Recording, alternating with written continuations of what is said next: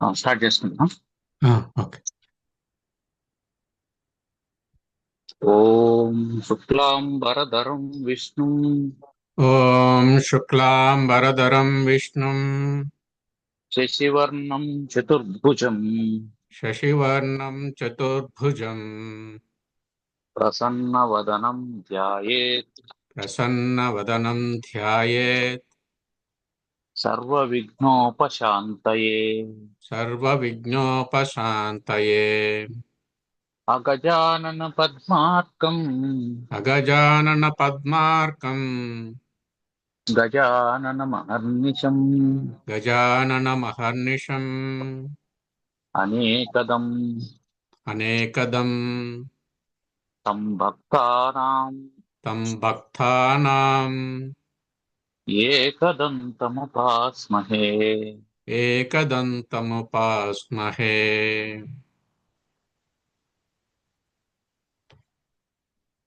చాణక్యుడు రూపయౌవన సంపన్నులైనప్పటికీ, ఏ వంశంలో పుట్టినప్పటికీ విద్యాహీనుడైనటువంటి వాడు ఆ మోదుగు పువ్వులాగా అందంగా ఉంటాడే గాని ప్రయోజకుడు కాదు అనేటువంటి విషయాన్ని తెలియజేశాడు. అటు తర్వాత కోకిలానాం స్వరో రూపం కోకిలానాం స్వరో రూపం స్త్రీణాం రూపం పతివ్రతం స్త్రీణాం రూపం పతివ్రతం విద్యారూపం కురూపాణాం విద్యారూపం కురూపాణాం క్షమారూపం తపస్వినాం. క్షమారూపం తపస్వినాం. ఇంకా ముందు శ్లోకంలో మనకు రూపయౌవన సంపన్నులు అని చెప్పి అన్నాడు. ఆ రూపం అనే దానికి ఇప్పుడు డెఫినేషన్ ఇస్తున్నారు. దేన్ని రూపం అనాలి? మనం రూపం అని దేన్ని అంటాం? ఏది మనకు నేత్రేంద్రియానికి స్పష్టంగా తెలుస్తుందో దాన్ని రూపం అంటాం.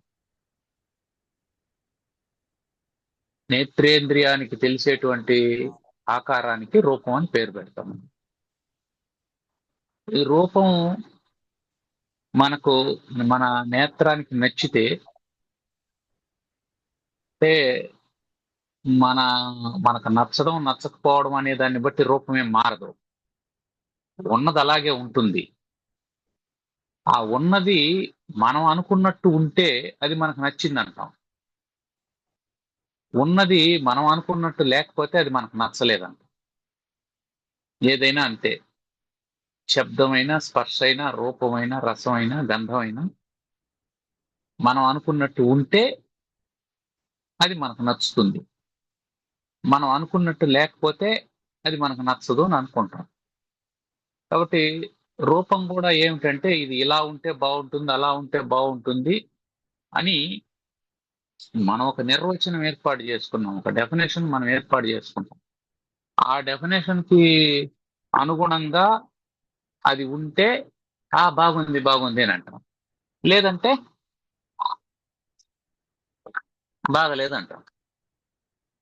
కాబట్టి బాగుండడం బాగలేకపోవడం అనేది ఆ వస్తువుకు సంబంధించింది కాదు, మనకు సంబంధించింది.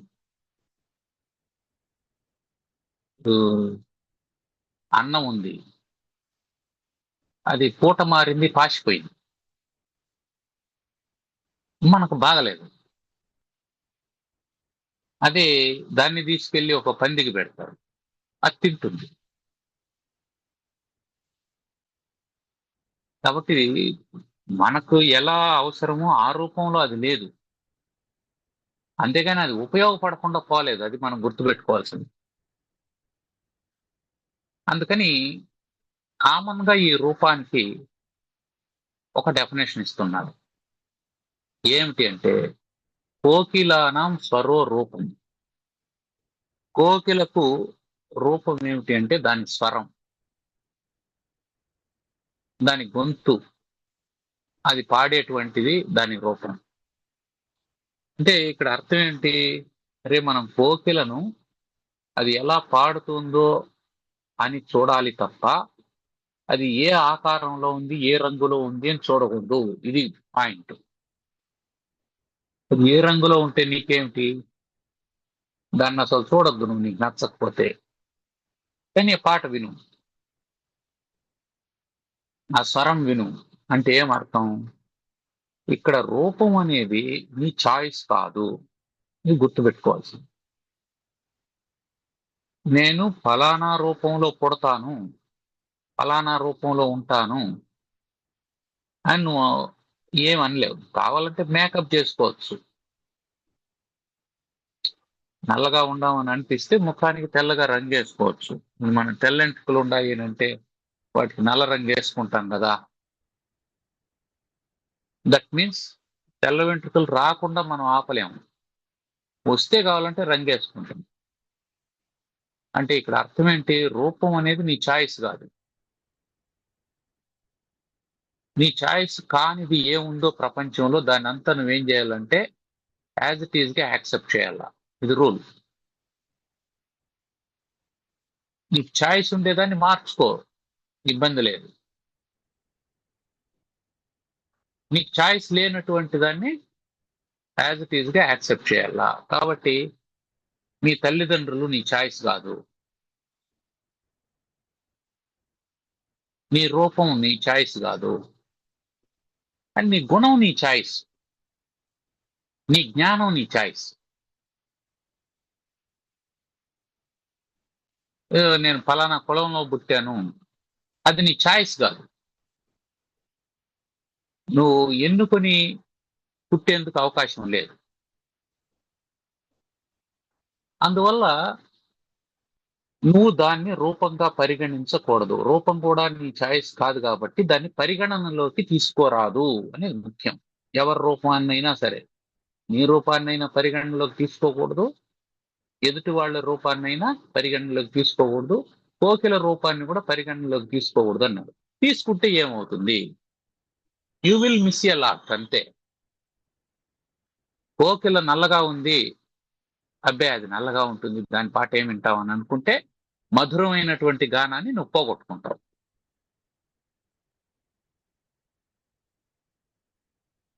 కాబట్టి మధురమైనటువంటి గానాన్ని నువ్వు వినాలి అంటే ఏం చేయాలి? నీకు రూపంతో సంబంధం లేదు, స్వరంతో సంబంధం. దాన్ని గుర్తుపెట్టుకో.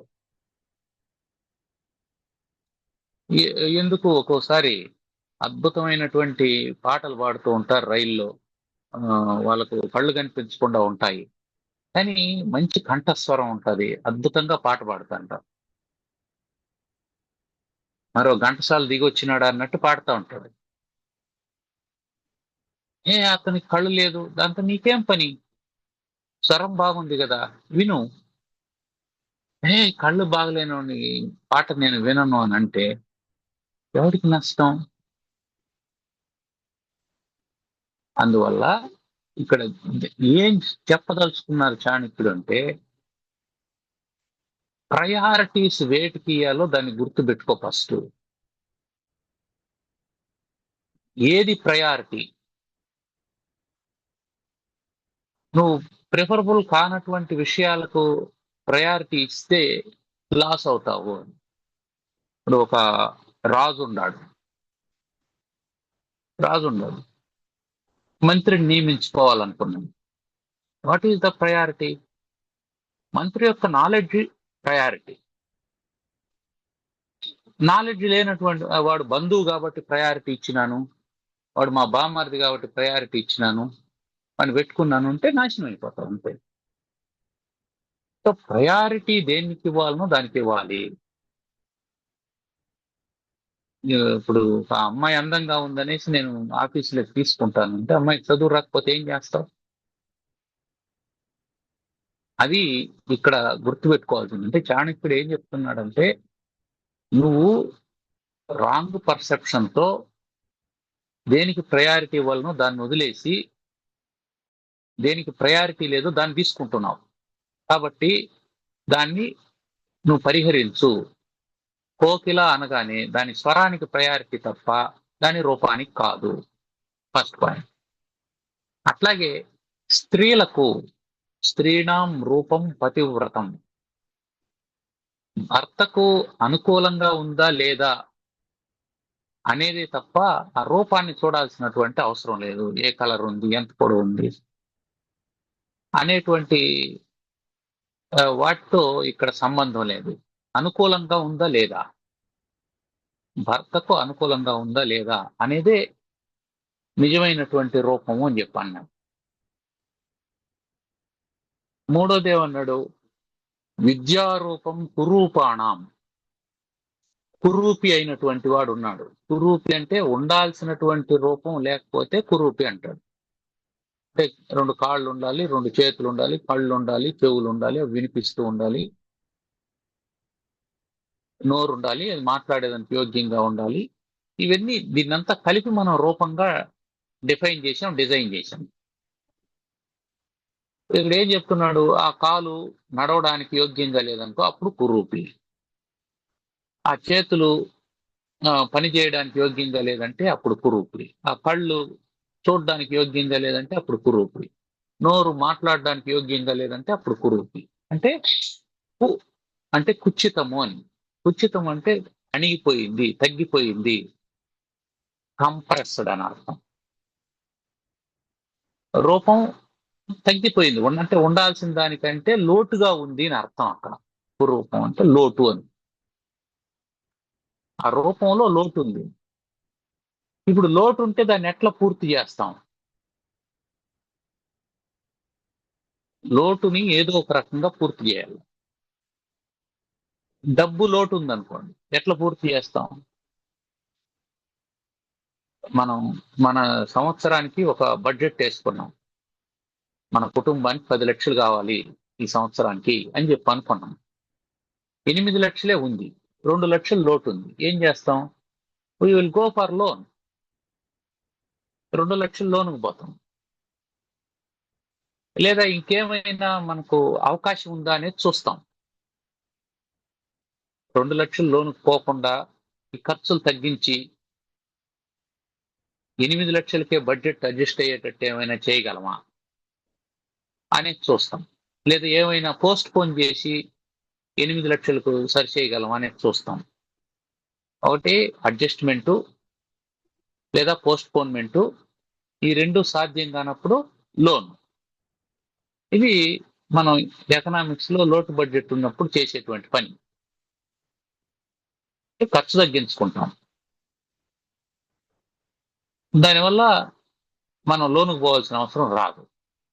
లేదా వీటిలో ఆర్డర్ ఆఫ్ ప్రయారిటీ ప్రకారం కొన్ని వాయిదా వేస్తాం. ఇవి నెక్స్ట్ ఇయర్కి వాయిదా వేయచ్చు అని చెప్పి అనుకుంటాం, ఏం అర్జెంట్ కాదు అని. ఇప్పుడు అమ్మాయి ఉంది, అమ్మాయికి 12 ఏళ్ళు వచ్చాయి. అమ్మాయికి నెక్లెస్ కొందామని అనుకున్నాం. దానికి 2 లక్షలు బడ్జెట్ వేసామనుకోండి, నెక్స్ట్ ఇయర్ వేసుకుంటాం. అర్జెంట్ ఏం కాదుగా. నెక్స్ట్ ఇయర్ పోస్ట్ పోన్ చేస్తాం. అప్పుడు ఆ 2 లక్షలు అప్పు చేసే పని తగ్గిపోతుంది. అంటే ఏది లోటు ఉందో దాన్ని ఏం చేస్తానో అడ్జస్ట్మెంట్ చేసి బ్రతుకుతూ ఉన్నాం. కానీ శరీరంలో లోటు ఏర్పడినప్పుడు, రూపంలో లోటు ఏర్పడినప్పుడు దాన్ని ఎలా ఫిలప్ చేయగలం అంటే విద్యారూపం. విద్య ద్వారా దాన్ని ఫిలప్ చేయాలి. ఇప్పుడు ఎవరికో ఒక వ్యక్తికి పోలియో వచ్చిందని అనుకోండి.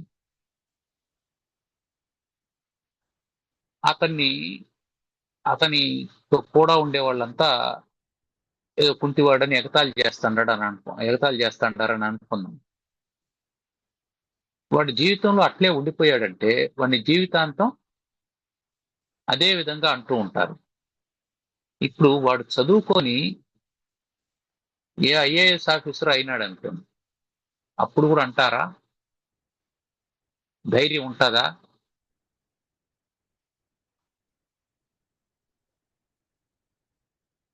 What makes the sense? ఆ మార్పు కారణం ఏంటి? అప్పుడు పోలియో కాళ్ళు బాగా అయిపోయినాయా? లేదు. మరి ఆ గౌరవం ఎట్లొచ్చింది? విద్య వల్ల వచ్చింది. కాబట్టి రూపంలో వచ్చేటువంటి లోటును భర్తీ చేసుకోవడానికి మనకున్నటువంటి అద్భుతమైన ఆప్షన్ విద్య. అందువల్ల ఎక్కడైనా లోటు ఉంటే దాని గురించి మనం ఫీల్ కావాల్సిన అవసరం లేదు, భయపడాల్సిన అవసరం లేదు, బాధపడాల్సిన అవసరం లేదు. దాన్ని కాంపెన్సేట్ చేసుకోవచ్చు. ఎట్లా? విద్యారూపం. ఇన్ ద సెకండ్ యాంగిల్ ఏం చెప్తున్నాడంటే, నువ్వు ఎవరినైనా ఒక వ్యక్తిని చూసి వాని ఆకార వికారాలను చూసి, వాని డ్రెస్సింగ్ ఆ వ్యవహారాన్ని చూసి, వాడు పెట్టుకోండే కళ్ళజోడు ఏ కంపెనీ, వాడు వేసుకోండే చొక్కా ఏ కంపెనీ, వాడు కట్టుకొని ఉండే టై ఏ కంపెనీ అని కాకుండా, అంటే వాడి రూపాన్ని కాకుండా విద్యారూపం, దానికి నువ్వు ప్రాధాన్యత ఇయ్యాలా. వాడు అద్భుతంగా మెయింటైన్ చేసుకొని ఒక మంచి పర్ఫ్యూమ్ కొట్టుకొని నీ క్యాబిన్ లేకి వచ్చాడు, నువ్వు ఇంటర్వ్యూ చేస్తున్నావు అతన్ని. చిన్న చిన్న ప్రశ్నలకు కూడా సమాధానం చెప్పడం లేదు, కానీ వాడి కోటు బాగుందని ఉద్యోగం ఇచ్చేస్తావా? వాడి రూపం బాగుందని ఉద్యోగం ఇచ్చేస్తావా? లేదు కదా. నీ ప్రయారిటీ ఏమిటి అక్కడ? విద్యనా రూపమా? రూపం. పోని వాడు అద్భుతమైనటువంటి అందగాడు, పెళ్లి చూపులకు వచ్చాడు, అమ్మాయి ఎంటెక్ చదువుకున్నది, వీడు 10వ తరగతి చదువుకున్నాడు. అమ్మాయి పెళ్లి చేసుకుంటుందా? అందగాడు కదా, పెళ్లి చేసుకోవచ్చు కదా. చేసుకోదు. అంటే అక్కడ రూపానికి ప్రయారిటీ ఉందా లేదా అంటే ప్రయారిటీ లేదు. విద్యకు ప్రయారిటీ ఉంటుంది. కాబట్టి మనం దేనికి ప్రయారిటీ ఇవ్వాలంటే విద్యకే ప్రయారిటీ ఇవ్వాలి, రూపాన్ని చూడకూడదు. ఇంకొకటి ఏమిటి ముఖ్యమైనటువంటిది? తపస్వినాం, తపస్సంపన్నులైనటువంటి వాళ్లకు క్షమారూపం. క్షమే నిజమైనటువంటి రూపం. ఎందుకు? తపస్సు చేసేటువంటి వాడి భౌతిక స్వరూపం మారిపోతుంది. 3 పూట్ల భోంచేసి పుష్టిగా పప్పు నెయ్యి వేసుకొని తినడు కదా తపస్సు చేసేటువంటి వాడు. కుర్యాదాహారం ప్రాణ సంధారణార్థం, అది రూల్. ప్రాణాలు నిలబెట్టుకోవడం కోసం ఎప్పుడో ఒకప్పుడు దొరికిందని తింటూ ఉంటాడు తపస్సంపన్నుడైనటువంటి వాడు. అటువంటి వాడికి రూపం ఏముంది? ఏం లేదు, అంతా ఎండిపోయాడు, బక్కబక్కగా అయిపోయాడు. ఇప్పుడు అతని గౌరవం ఎట్లొస్తుంది అంటే క్షమ, ఓర్పు ద్వారా వస్తుంది. అతనికి కోపం వచ్చింది, అతని శాపం పెట్టాడు అనుకో, ఆ తపశ్శక్తి అంతా పోతుంది. విశ్వామిత్రుడు అట్లే పోగొట్టుకున్నాడు తపశ్శక్తిని. చాలా మంది మహర్షులు శాపం పెట్టడం వల్ల వాళ్ళ తపశ్శక్తిని కోల్పోయారు. అది మన కథల ద్వారా తెలిసేటువంటి దాని అర్థం ఏంది? అవన్నీ మనం చదవకుండానే చాణక్యుల వారు సింపుల్ గా చెప్పేశారు. క్షమారూపం తపస్వినామం. నీకు ఓర్పు ఉండాలయ్యా, అప్పుడే నువ్వు తపస్సంపన్నుడు అవుతావు అని చెప్పి అన్నాడు. తపస్సు అంటే కేవలం భగవంతుని గురించి చేసేది మాత్రమే తపస్సు కాదు. లౌకికంలో నువ్వు ఏ విషయాన్ని గురించి అయినా అది ఒకదాన్ని సాధించాలి అని అనుకుంటే అదొక తపస్సు. నువ్వు ఒక ఇండస్ట్రీ పెట్టాలని అనుకున్నావు, ఆ ఇండస్ట్రీ పెట్టేంత వరకు ఏం చేస్తావు? తదేక ధ్యానం ఉంటుంది, తదేక దృష్టి ఉంటుంది, దానికి సంబంధించినటువంటి ఆలోచనలే ఉంటాయి, దానికి సంబంధించినటువంటి వ్యక్తులతో కలుస్తూ ఉంటావు, దానికి సంబంధించినటువంటి పనులు చేస్తూ ఉంటావు. వేరే ఆలోచన చేయి. ఎవరైనా వేరే ఆలోచన చెప్పారనుకో, ప్రస్తుతానికి నేను ఈ ప్రాజెక్ట్ చేస్తాను, ఇది అయిపోయి మళ్ళీ ఆలోచన చేద్దాం అని చెప్పి అంటావే తప్ప దీన్ని పక్కన పెట్టేసి వెళ్ళవుగా. భగవంతుడు కూడా అట్లా నీకు ఒక ప్రాజెక్ట్ అయినాడంటే అప్పుడేమవుతావు? పానీయంబులు ద్రావుచున్ పుడుచుసున్ అని ప్రహ్లాదుని మానసిక పరిస్థితి మనకు రావాలి. అది తపస్సు. ఏం పని చేస్తున్నా ఆలోచన దాని గురించే ఉండాలి. ఒక ఫ్యాక్టరీ స్థాపించాలనుకున్నటువంటి వాడు భూసేకరణ మొదలుకొని, దానికి పర్మిషన్లు మొదలుకొని, ఏ ప్రోడక్ట్ ఉత్పత్తి చేయాలా, దానికి రా మెటీరియల్ ఎక్కడి నుంచి వస్తుంది, దానికి మార్కెట్ ఏముంది, ఎంతమందిని పెట్టుకోవాలా, దానికి స్కిల్డ్ వర్కర్స్ ఎవరు, ఎందరిని హైర్ చేసుకోవాలా, మార్కెటింగ్ లో ఎవరిని పెట్టుకోవాలా అనే దాని నుంచి దానికి రా మెటీరియల్ తెప్పించి తయారు చేసి ఇన్ఫ్రాస్ట్రక్చర్ రెడీ చేసుకొని మిషనరీ తెచ్చుకొని దాని ఆపరేటర్స్ తెచ్చుకొని దానికి ఎలక్ట్రిసిటీ కనెక్షన్లు తెచ్చుకొని సేఫ్టీ మెజర్మెంట్స్ చూసుకొని ఫైర్ సేఫ్టీ చూసుకొని ఇన్ని చేసి ప్రొడక్షన్ లేకి వెళ్ళి ఆ ప్రొడక్షన్ వచ్చి దానికి మళ్ళీ మార్కెట్ చూసి మార్కెట్లో కాంపిటీషన్ చూసి ఆ కాంపిటీషన్ తట్టుకొని మనలో వెరైటీ ఏముందో చూసుకొని అడ్వర్టైజ్మెంట్లు వేసి వాటన్నింటి ద్వారా నువ్వు పెట్టినటువంటి పెట్టుబడిని, అంటే నువ్వు ఇది వరకు చల్లేసినటువంటి విత్తనాల్ని ఇప్పుడు ఫ్రూట్స్ గా కోయగలిగినావంటే అప్పుడు నీ తపస్సు ఫలించినట్టు. ఈ మధ్య కాలంలో నువ్వేం చేస్తున్నావు? నిరంతరం అదే ధ్యాసలో ఉంటున్నావు. దీనికి సహనం అవసరం. కాబట్టి క్షమా రూపం తపస్వినాం. దీంట్లో కోపం వచ్చింది అనుకో, సైట్ ఇంజనీర్ మీద కోపం వచ్చింది, తిట్టావు, వాడు వెళ్ళిపోతాడు, పని పెండింగ్ పడతాడు. అనుకున్న సమయానికి ఫ్యాక్టరీ ఓపెన్ చేయలేము. ఇంకెవడో ఆఫీసర్ వచ్చాడు, బ్రైబ్ కావాలని అన్నాడు, సరే ఏదో ఒకటి మాట్లాడి చేసి రెడీ చేస్తే నడుస్తుంది, లేదంటే వాడు కొర్రి వేసి వెళ్ళిపోతాడు, నీకు పర్మిషన్ రాదు, నువ్వు చేయడానికి వీల్లేదు. కాబట్టి నువ్వు తపస్సులాగా దాన్ని చేస్తే తప్ప నువ్వు అనుకున్నది సాధించలేవు. ఇప్పుడు ఏమవుతుంది నీ రూపం? ఇప్పుడు నువ్వు పొద్దున్న లేచి బ్యూటీ పార్లర్కి వెళ్ళి, అంటే సెలూన్కి వెళ్ళి జాగ్రత్తగా ట్రిమ్ చేసుకొని అన్ని రెడీ చేసుకొని ఒక మేకప్ మ్యాన్ వెంట పెట్టుకొని టచ్ అప్ ఇస్తూ అట్లా ఉంటావా? ఎండ గాలి వాన అనకుండా తిరుగుతూ ఉంటావా? కలెక్టర్ ఆఫీసులో పని ఉంది, కలెక్టర్ గారు మధ్యాహ్నం 2 గంటలకు భోజనానికి వెళ్తారండి, మీరు 1:30కు వస్తే కలవచ్చు అని చెప్పి పిఏ అన్నారు. ఎండగా ఉంటుందండి, నేను సాయంకాలం 4:30కు వస్తాను అంటే 4:30కు మీకోసం కలెక్టర్ ఉంటాడా? ఎండైనా వెళ్లాల్సిందే. వర్షం వస్తుందండి, ఇప్పుడు ఎక్కడ వచ్చేది అంటే ఇప్పుడైతే ఉన్నాడండి, ఖాళీగా ఉన్నాడు, వస్తే మాట్లాడేయచ్చు అంటే ఏం చేస్తావు?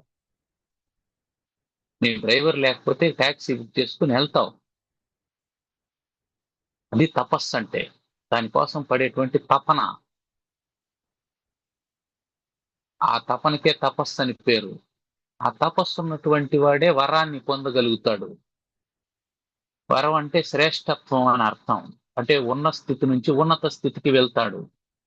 ఎవడు తపస్సు చేస్తాడో వాడు ఉన్నత స్థితికి వెళ్తాడు.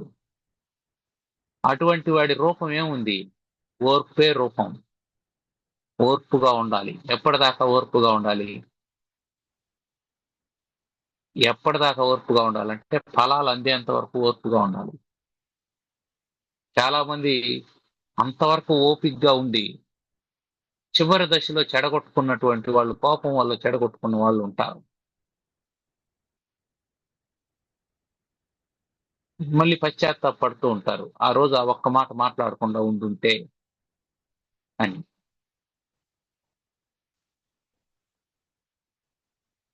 అట్లా క్షమారూపం తపస్వినాం. కాబట్టి రూపం అంటే భౌతిక రూపం కాదు, ఇది గుర్తుపెట్టుకోవాల్సింది. ఓవరాల్ గా చెప్పింది ఏమిటి అంటే రూపం అనేది భౌతికమైనటువంటిది కాదు. కోకిలకు స్వరం రూపం, స్త్రీకి పాతివ్రత్యం రూపం, కురూపికి విద్య రూపం, తపస్సంపన్నుడికి క్షమ రూపం. అంటే ఇది కోకిల దీన్ని బట్టి ఏం చేయాలా? దీన్ని బట్టి కోకిల ఏమనుకోవాలా? అయ్యో నేను నల్లగా ఉండనని బాధపడకూడదు. అది తన స్వరాన్ని వృద్ధి చేసుకోవాలా. స్త్రీ ఏం చేయాలా, నేను అలా ఉండాలి ఇలా ఉండాలని కాకుండా భర్తకు అనుకూలంగా ఉండేందుకు ప్రయత్నం చేయాలి. కురూపైనటువంటి వాడు ఏం చేయాలా, దివ్యాంగుడైనటువంటి వాడు ఏం చేయాలా, విద్యావంతుడయ్యేందుకు ప్రయత్నం చేయాలి. తపస్సంపన్నుడు ఏం చేయాలా, ఓర్పుగా ఉండేందుకు ప్రయత్నం చేయాలా. ఇది వాళ్ళ వైపు నుంచి. మనం ఏం చేయాలా, కోకిల యొక్క రంగును చూడకూడదు ఎప్పుడు మనం, దాని స్వరాన్ని చూడాలి. స్త్రీ యొక్క రూపాన్ని చూడకూడదు మనం, ఆమె పాతివ్రత్యాన్ని చూడాలి. కురూపి యొక్క అంగవైకల్యాన్ని మనం చూడకూడదు, అతని విద్యను చూడాలా. తపస్సంపన్నుని తపస్సును కాదు మనం చూడాల్సింది, అతని రూపాన్ని కాదు మనం చూడాల్సింది, అతని సహనాన్ని మనం చూడాలి, అతని ఓర్పును మనం చూడాలి. అంటే మనం చూసేటువంటి దృష్టి ఎలా ఉండాలా, వాడు ఆ సంతృప్తి పరుచుకునే విధానం ఆ విధంగా ఉంది. అంటే ఇక్కడ రెండు యాంగిల్స్ చెప్తుంది. ఒకటేమిటి, వాడు తన యొక్క లోటును ఎలా భర్తీ చేసుకోవాలా అనేది అవతల వాడు, మన దృష్టి ఎలా మారాలా అనేది మనకు. అందుకే ఏం చెప్తారు, దృష్టిని జ్ఞానమయం కృత్వ పశ్యత్ బ్రహ్మమయం జగత్ అన్న. నీ దృష్టి జ్ఞానవంతమైందంటే ప్రపంచం అంతా బ్రహ్మంగా కనిపిస్తుంది, బ్రహ్మమయంగా కనిపిస్తుంది, అంతా పరమాత్ముడిగా కనిపిస్తుంది. నీ దృష్టి అజ్ఞానంతో ఉన్నంత కాలం ఈ ప్రపంచం అంతా నామరూపాత్మకమై నశించిపోయేటువంటి ఒకానొక వస్తువుగా కనిపిస్తూ ఉంటుంది. ఇక్కడ తేడా ఏమిటి, వస్తువులో కాదు తేడా, దృష్టిలో తేడా. అందుకని ఏం చేస్తున్నాడు, మన దృష్టిని మార్చే ప్రయత్నం చేస్తున్నాడు.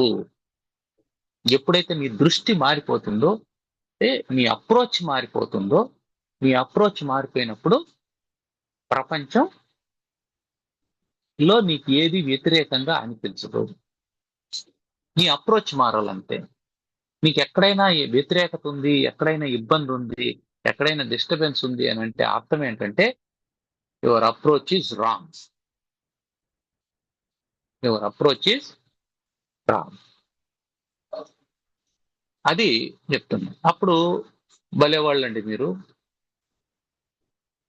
నా అప్రోచ్ ఎట్లా రాంగ్ అవుతుంది, అవతల వాడు తప్పు చేస్తాడు, నేను రోడ్డు మీదనే పోతుండా, అవతల వాడు వచ్చి కొట్టేస్తున్నాడు, నేను మామూలుగానే ఉంటున్నా, అవతల వాడు నన్ను చూసి తిడుతున్నాడు, కామెంట్ చేస్తున్నాడు, అవతల వాడు నన్ను ఏదో ఇబ్బంది పెట్టాలని చూస్తున్నాడు. ఇప్పుడు నా అప్రోచ్ ఇదేముంది, ఇక్కడ నాతో సంబంధం లేదు కదా, అవతల వాడితో కదా పని అని అంటే, అప్పుడు నీకు ఒక ఉపాయం చెప్తున్నారు. ఏమిటి ఆ ఉపాయం అంటే, త్యజేదేకం కులస్యార్థే త్యజేదేకం కులస్యార్థే గ్రామస్యార్థే కులం త్యజేత్ గ్రామస్యార్థే కులం త్యజేత్ గ్రామం జనపదస్యార్థే గ్రామం జనపదస్యార్థే ఆత్మార్థే పృథివీం త్యజేత్ ఆత్మార్థే పృథివీం త్యజేత్. అట్లుండేటప్పుడు ఏం చేయాలండి అంటే, త్యజేత్ వదిలేయి, అంతే, వదిలేయి. ఎవరిని వదిలేయాలి, ఎందుకు వదిలేయాలి, నీకు ఎవడైతే ఇబ్బంది కలిగిస్తున్నాడో వాడిని ఎందుకు పట్టుకొని వేలాడతావు, వదిలేయి. వాడు మావాడైతే అండి, ఎవడైనా వదిలే బాబు, ఎవడైనా వదిలేయి. పట్టుకొని ఏం చేస్తావు, బాధపడవు కదా. ఇప్పుడు లోకం ఎట్లా ఉంటుందంటే, నీ బాధను పోగొట్టాలని లోకం అనుకోదు, నీకు కూడా ఆ ఫీలింగ్ ఉండదు, ఎవడైనా నా బాధను పోగొట్టాలనేటువంటి ఫీలింగ్ ఉండదు, నీతో కలిసి బాధపడాలి అని కోరుకుంటావు. అంటే మన దృష్టి ఎట్లుంటుందంటే, మనకేదో ఒక ఆపద జరిగింది, ఇద్దరు స్నేహితులు ఉన్నారు మనకు, ఒకడు వచ్చాడు, మన దగ్గరకు వచ్చాడు, వచ్చి వాడేం చేస్తున్నాడంటే మనతో పాటు బాధపడుతున్నాడు. అయ్యో నొప్పిగా ఉందా, నీకే ఇంత బాధ కలిగింది అనేసి వాడేదో సానుభూతి చెప్తూ ఆ బాధను వాడు పంచుకుంటూ, నువ్వు తినకపోతే వాడు కూడా తినకుండా, నువ్వు తాకపోతే వాడు కూడా తాకకుండా ఇట్లా సహానుభూతితో ఉన్నాడు. ఇంకొకడున్నాడు, వాడు నీ దగ్గరికి రాలేదు, డాక్టర్కి ఫోన్ చేశాడు, డబ్బులేశాడు, నిన్ను హాస్పిటల్కి రెఫర్ చేశాడు, నీ దగ్గరికి రాలా, వాడు నిన్ను చూడలే, నీకు కావాల్సింది చేస్తా అన్నాడు. ఇప్పుడు ఈ ఇద్దరిలో ఎవరు గొప్పోళ్ళు అని అంటే, ఏ ఆపద వచ్చినప్పుడు నువ్వు దగ్గర ఉండాలిరా, ఆడు గొప్పోడు అని అని అనుకుంటాం. పైగా ఈ సహాయం చేస్తూ ఉన్నటువంటి విషయం మనకు మాత్రమే తెలుస్తుంది, లోకానికి తెలియదు. లోకంలో ఏమంటారంటే, మురళి వచ్చినాడు, మునిరామరెడ్డి రాలేదా అని అంటారు. మురళి వచ్చినాడు, ఏడుస్తాండే వాళ్ళతో కూడా కూర్చొని ఏడుస్తూ ఉన్నాడు. మునిరామరెడ్డి రాలేదు కానీ ఏడుపు ఎట్లా ఆపాలనే దానికోసం ప్రయత్నం చేస్తున్నారు. ఎవరు గొప్పోళ్ళు? లోకం ఎప్పుడు ఏమంటే, ఏడ్చేవాడు ఏమనుకుంటా అంటే, నాతో కూడా కూర్చొని ఇంకొకటి ఏడుస్తా ఉంటే వాడు నాకు సహాయం చేసినట్టు అని అనుకుంటాడు. కానీ అది కాదు సహాయం అంటే. ఏడ్చేవాడితో కూడా కూర్చొని ఏడవడం సహాయం కాదు. బాధలో ఉండేవాడి బాధని నేను పంచుకుంటానడం సహాయం కాదు. బాధను పోగొట్టేందుకు చేసే ప్రయత్నం నిజమైనటువంటి సహాయం అవుతుంది. కాబట్టి త్యజేత్, వదిలేయాలి. ఎవరిని వదిలేయాలంటే, ఎవడు నీ బాధని నీకు పదే పదే గుర్తు చేస్తా ఉంటాడో వాడిని వదిలే ఫస్ట్. నువ్వు మర్చిపోయినావు, నీ కాలుకు దెబ్బ తగిలింది, నువ్వు మర్చిపోయినావు దాని సంగతి. మళ్ళీ వాడు వస్తాడు, దెబ్బ పుండు మానిందా చూస్తాడు, వీలైతే వాడు డాక్టర్ కట్టినటువంటి కట్టును కూడా ఇప్పేసి చూస్తాడు. మరి దీన్ని ఏమంటాము? ప్రేమ అంటామా, ఓవర్ యాక్షన్ అంటామా? అంటే లోకం ఇట్టుంటది. అందుకని త్యజేత్, త్యజేత్ ఏకం కులస్యార్థే. ఒక కులం కోసం, వంశం కోసం, దాని ప్రయోజనం కోసం ఏకం త్యజేత్, ఒకరిని వదిలేయచ్చు, నష్టమేం లేదు. అంటే ఏమంటున్నాడు? ప్రయోజనం చూసుకోవాలి. అంటే ఒక చిన్నదాన్ని వదిలితేనే ఒక పెద్దదాన్ని పొందగలుగుతాం. విత్తనాలు దాచిపెట్టుకొని ఉండేవాడు, విత్తనాలను దాచిపెట్టుకునేటువంటి వాడు ఎప్పుడు పంటను చూడలేడు. ఆ విత్తనాలు తీసుకొని పోయి చల్లినటువంటి వాడు అద్భుతంగా పంట పండుతుంది, తన విత్తనాలు తనకు వెనక్కి వస్తూ అదనంగా కూడా పొందగలుగుతాడు. సో ఎప్పుడు వ్యవసాయాత్మకమైనటువంటి బుద్ధి ఉండాలి. కాబట్టి త్యజేదేకం కులస్యార్థి అంటే ఎక్కువ ప్రయోజనం కోసం తక్కువ దాన్ని వదిలేయచ్చు.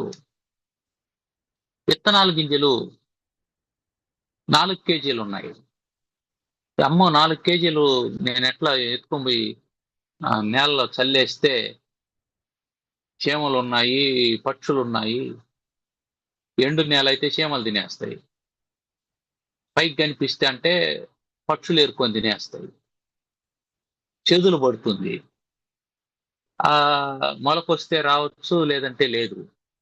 మొలకొచ్చే చోటే, మొలకొచ్చిన తర్వాత దాన్ని ఎవరైనా తొక్కేయచ్చు, మొలక విరిగిపోవచ్చు, అది మొలకలోనే చచ్చిపోవచ్చు.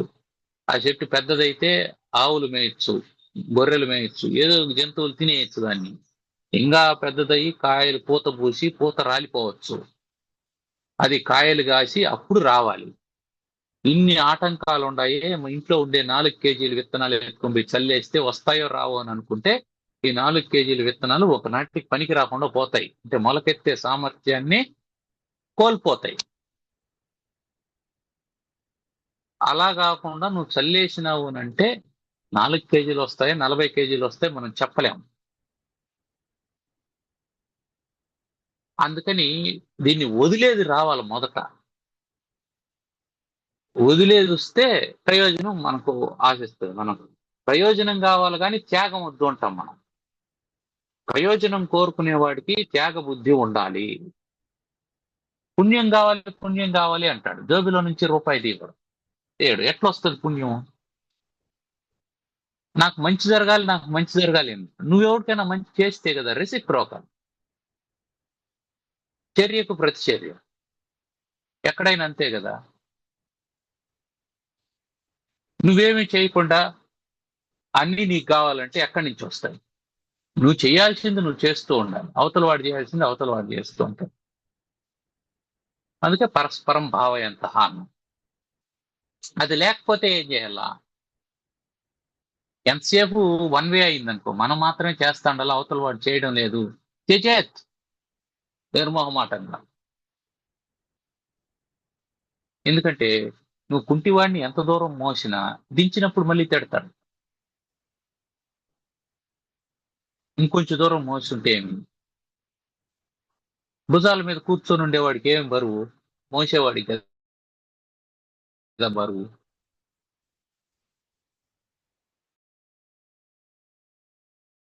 కాబట్టి పనికిరానటువంటి వాడిని చేజే చేజే వదిలేయాలి.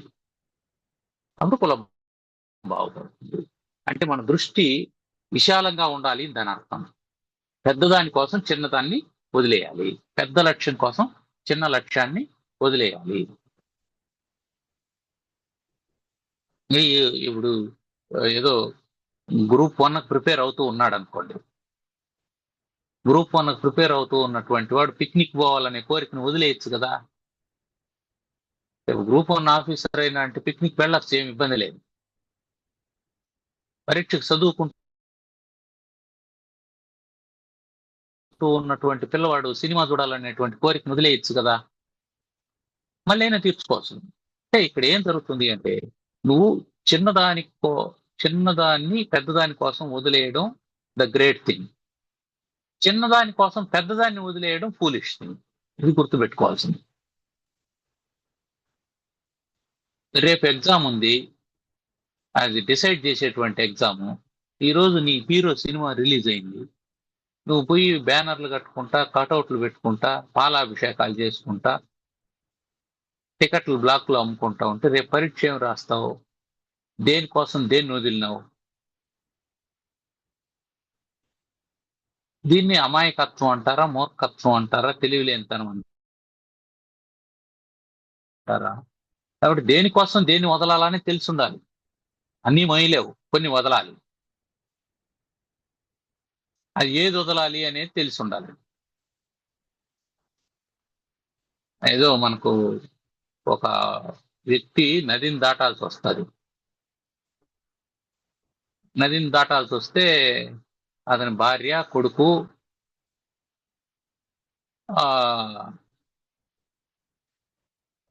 ఒక ఆవు, నెత్తిన పాత్రలు ఇవి ఉంటాయి. ఇప్పుడు నదిని దాటాల, నది ఉధృతంగా ప్రవహిస్తా ఉంది. ఏం చేస్తాడు? ఆవును వదిలేస్తాడు యువతల్నే, మనం చూసుకుందామని.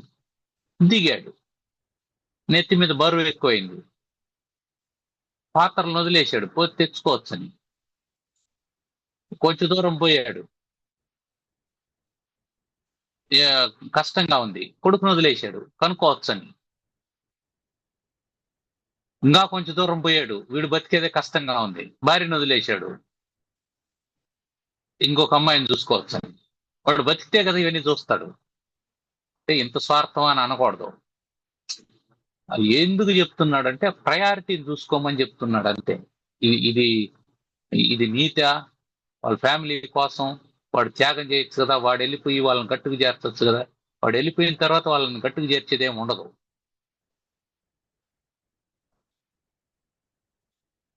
లేదా ఆగిపోయి ఉండొచ్చు అసలు దాటకుండానే. అవన్నీ అది కాదు మనం డిస్కస్ చేయాల్సింది. ఇక్కడ ఏంటంటే దేనికోసం దేన్ని వదులుతున్నామని చూసుకోవాలి. వదలాల్సినటువంటిది కంపల్సరీ అయినప్పుడు నువ్వు వదలడం అనేది తప్పదు అని అనుకున్నప్పుడు, if it is inevitable to leave, what you have to leave.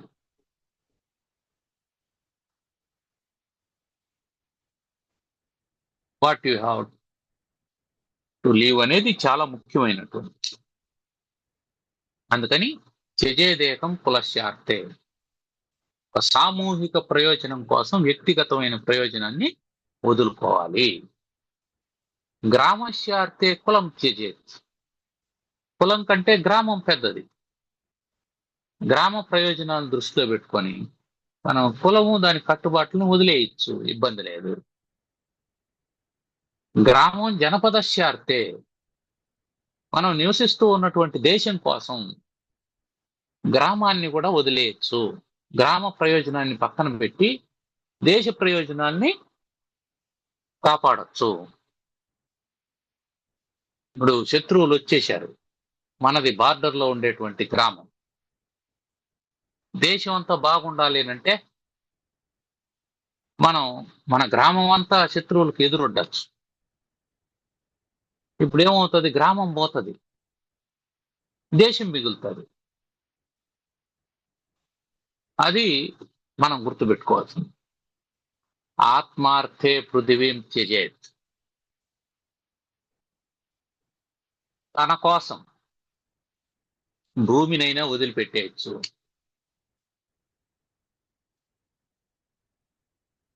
ఇక్కడ పృథివీం త్యజేత్ అన్నప్పుడు దీనికి రూఢి కాదు కానీ లక్షణార్థం అవుతుంది. పృథు అంటే పెద్దది అని అర్థం, పృథివీ అంటే ఎంత పెద్దదాన్నైనా వదిలేయచ్చుని, ఇది కూడా ఒక అర్థం. నిన్ను నువ్వు సంరక్షించుకోవడం కోసం, నిన్ను నువ్వు ఉద్ధరించుకోవడం కోసం ఎంత గొప్పదాన్నైనా వదిలేయచ్చు. అసలు వదిలేస్తేనే నిన్ను నువ్వు ఉద్ధరించుకోగలుగుతావు.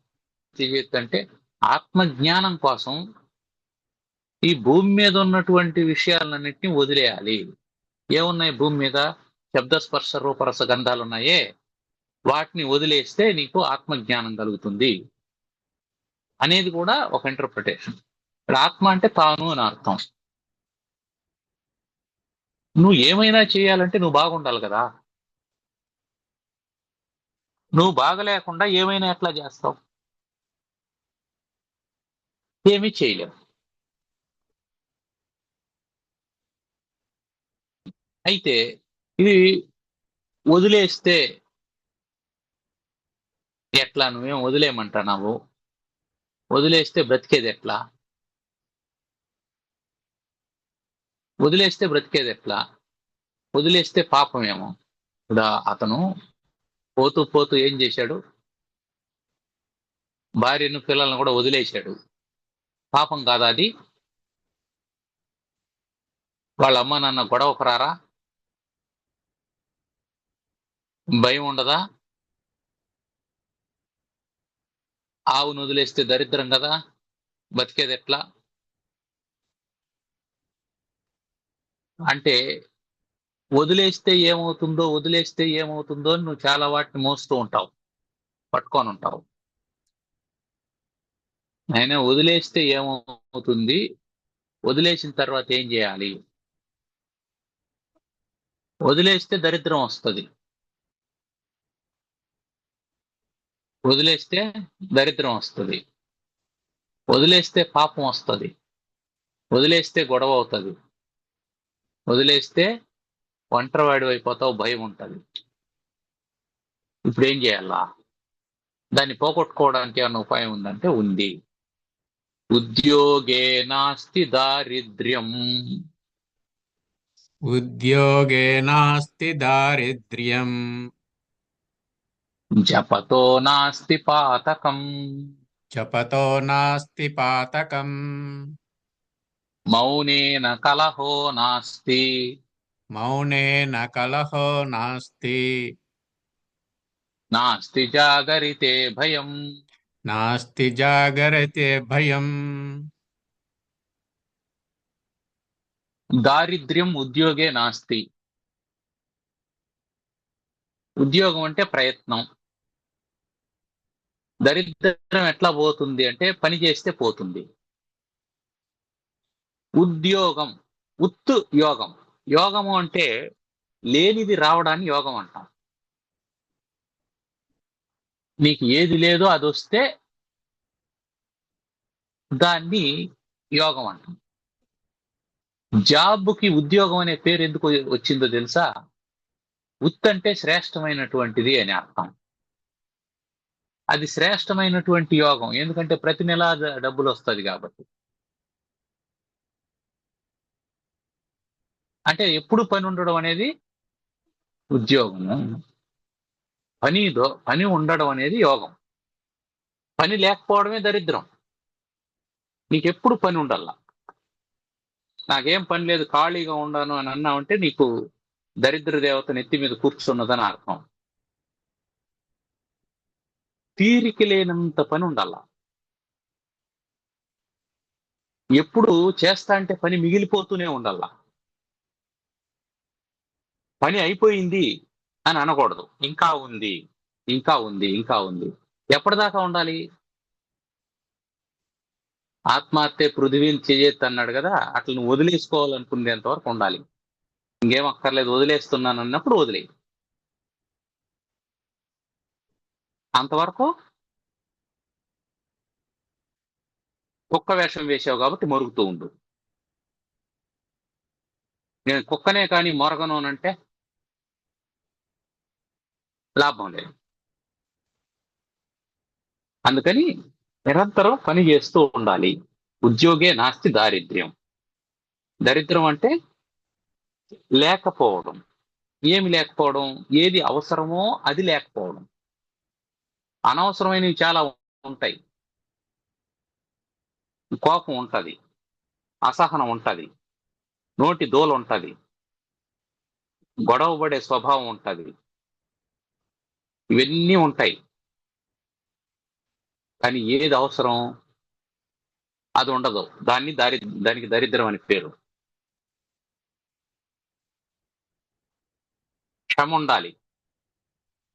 సహనం ఉండాలి. స్నేహశీలం ఉండాలి. సర్దుకుపోయే మనస్తత్వం ఉండాలి. గొడవ పడకుండా ఉండాలి.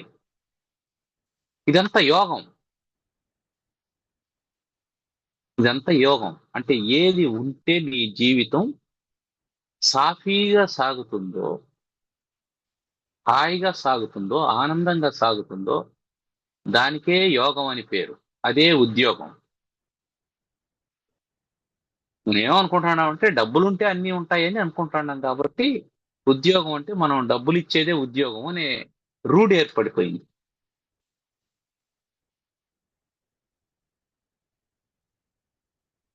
సరే డబ్బులు కూడా అవసరమే అనుకోండి. దాన్ని కాదని ఎవరు అనేదానికి లేదు. మనం కూడా కాదనడం లేదు. మనకు కూడా అవసరం కాబట్టి. దానికంటే ముందు ఇక్కడ చాణక్యుల వారు చెప్పాలనుకున్నది ఏమిటంటే, నువ్వు డబ్బులెందుకు గావాలనుకుంటున్నావు? ఈ ప్రపంచంలో చాలా వస్తువులు డబ్బులిస్తే వస్తాయి కాబట్టి, వాటి ద్వారా నువ్వు బ్రతకచ్చు కాబట్టి డబ్బులు కావాలనుకో. దానికంటే ముందు ఫ్రీగా వచ్చే వస్తువులు కొన్నుండాయి. డబ్బులు లేకుండా వచ్చేటువంటి వస్తువులు. శాంతంగా ఉండడం. దీనికి డబ్బు అవసరం లేదు. ఓర్పుగా ఉండడం దీనికి డబ్బు అవసరం లేదు. ఈర్ష్య లేకుండా ఉండడం దీనికి డబ్బు అవసరం లేదు. పరుషంగా మాట్లాడకుండా ఉండడం దీనికి డబ్బు అవసరం లేదు. అవతల వాడిని గౌరవించడం దీనికి డబ్బు అవసరం లేదు. ఇవన్నీ కూడా సంపదలే. ఇవన్నీ కూడా సంపదలే. అటు ఉద్యోగం అంటే ఏమిటి? నీకొక యోగాన్ని కల్పించేటువంటిది. నిన్ను యోగ జాతకుడిని చేసేటువంటిది. యోగం అంటే లేనిది రావడం. యోగక్షేమం వహామ్యహం అన్నాడు భగవంతుడు. లేనిది రావడం యోగం. ఉన్నది పోకుండా ఉండడం క్షేమం. ఈరోజు డబ్బులొచ్చాయి, రేపు బోయాయి. ఈరోజు లక్షాధికారి మళ్ళీ రేపు భిక్షాటన చేస్తాం. అది కాదు. వచ్చినటువంటిది పోకుండా ఉండటం క్షేమం. అది యోగక్షేమాలంటే. మీ యోగక్షేమాలు తెలియజేయాల్సిందే అని ఉత్తరం రాస్తాం. అంటే ఏమర్థం? మొన్నటిదాకా నువ్వు ఎలా ఉన్నావో నాకు తెలుసు, ఇప్పుడు కొత్తగా ఏమైనా వచ్చిందా నీకు? వచ్చినటువంటివి ఏవి పోలేదు కదా, అది చెప్పాలి. అది యోగక్షేమాలు అడగడం అంటే. కాబట్టి ఉద్యోగే నాస్తి దారిద్ర్యం. ఉద్యోగం ఎప్పుడైతే ఉంటుందో అప్పుడు నీకు దరిద్రం ఉండదు. ఉద్యోగం అంటే ప్రయత్నం అని అనుకున్నాం. ప్రయత్నం దేనికోసం? రెండింటి కోసం. ఒకటి, బాహ్య జీవితంలో నీకు కావలసినటువంటి వస్తువులను సముపార్జించుకోవడం ఒక ప్రయత్నం. ఆంతర జీవితంలో నీ వ్యక్తిత్వాన్ని, నీ సంస్కారాన్ని వృద్ధి చేసుకోవడం ఒక ప్రయత్నం. ఈ రెండు ఉద్యోగాలు. ఈ రెండు ఉద్యోగాలు చేసేటువంటి వాడికి దరిద్రం ఉండదు. ఒక కోటీశ్వరుడు ఉంటాడు, డబ్బులు దండిగా ఉన్నాయి. కోటీశ్వరుడు అని అన్నాం కాబట్టి డబ్బులు దండిగా ఉన్నాయని అర్థం. ఉన్నాయి. అతను అందరి దగ్గర పని చేయించుకుంటాడు, ఎవరికి ఏమి ఇవ్వడం.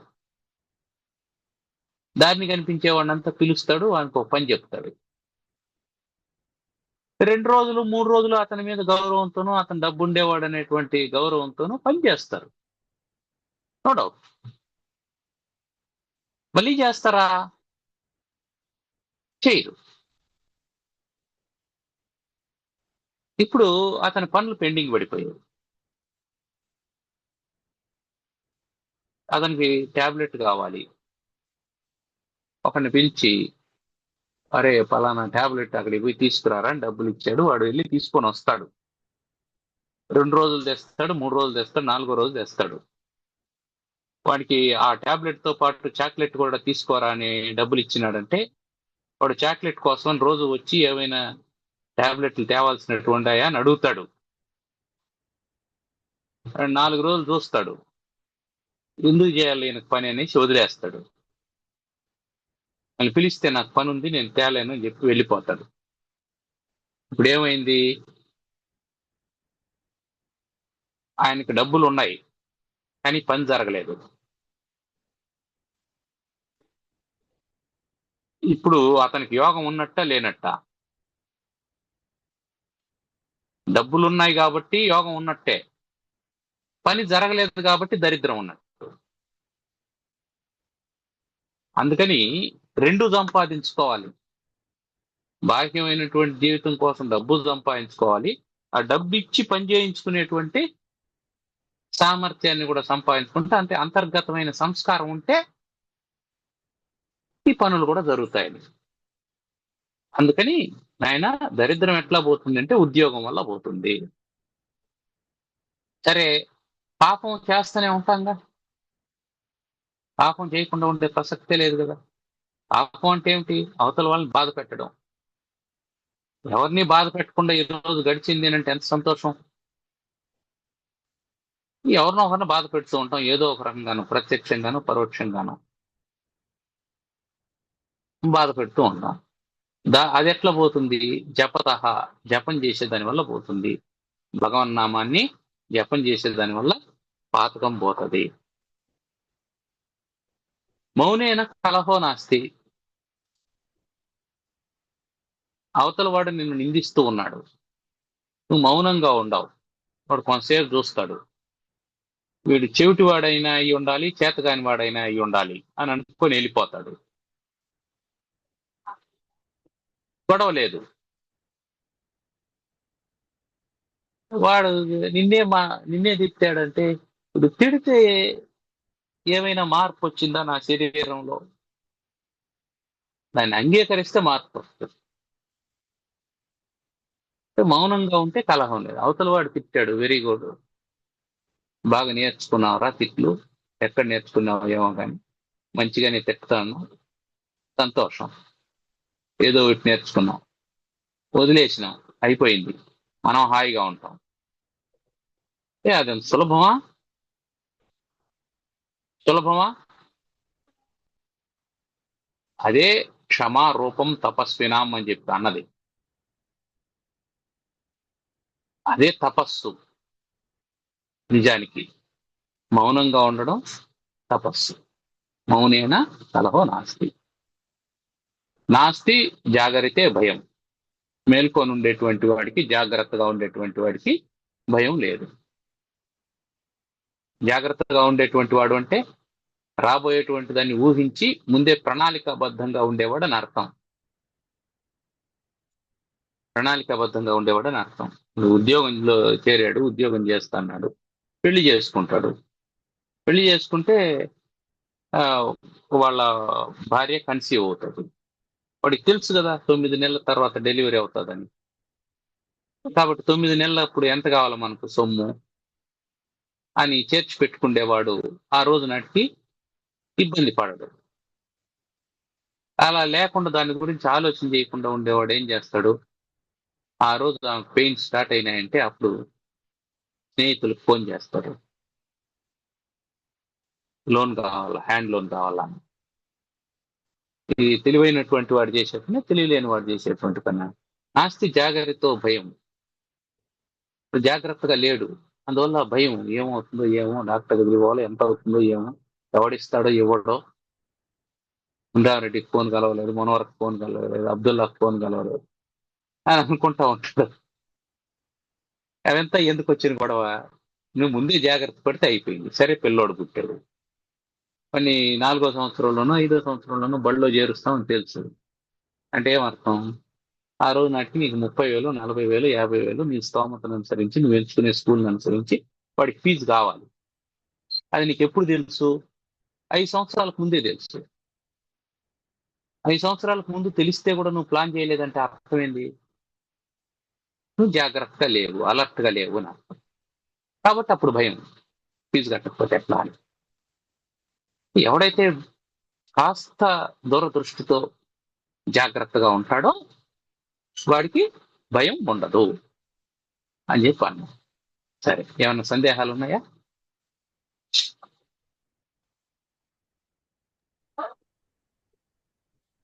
బాగుంది.